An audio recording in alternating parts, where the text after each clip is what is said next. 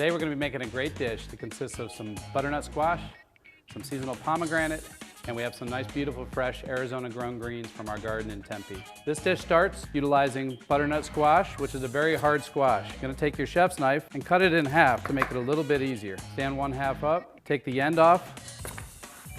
So you're just going to peel down the sides of the skin. You want to cut yourself some nice slices.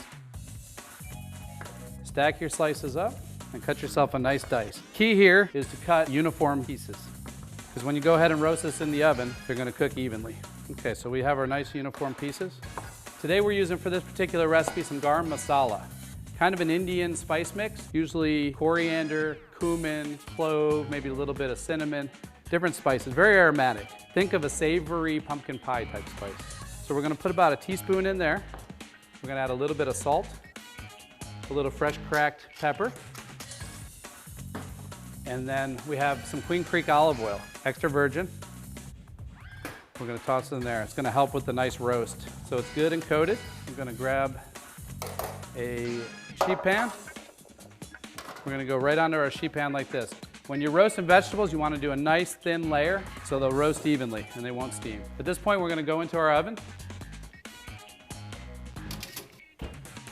Now that we have our butternut squash roasting in the oven at 350, we're going to go ahead and slice a red onion. Okay? So there's nice little ribbons on your red onion. At the same time, you're going to take some garlic. This is peeled, but even if it's peeled already, we want to give it a little bit of a crush to bring out those oils in the garlic. And then I'm just going to go ahead and slice my garlic. We're going to go ahead and add a little bit of olive oil to our hot pan. We're going to grab some of our Arizona-grown Garnet Rio greens. As you can see here, we have all different colors, chards, kales, just a mixture of greens. Since these greens are young and tender, you don't really have to pull the stems off. If you have an older, tougher green with a big stem, it's a good idea to go ahead and pull the leaves off the stem. But for this, since they're young and tender, I'm just going to go ahead and roughly chop. All right, so I have my essential ingredients now for my sauté dish. I'm going to go ahead and put some onion. I'm also going to add some garlic at this time. We're going to let that saute for about a minute or two, get kind of soft till the onions are translucent. We're just going to add our greens. We're going to take one of these nice pomegranates, cut it in half. A pomegranate, when you cut it in half, is very actually easy. You just give it a couple squeezes to loosen it up, and then find a heavy kitchen spoon.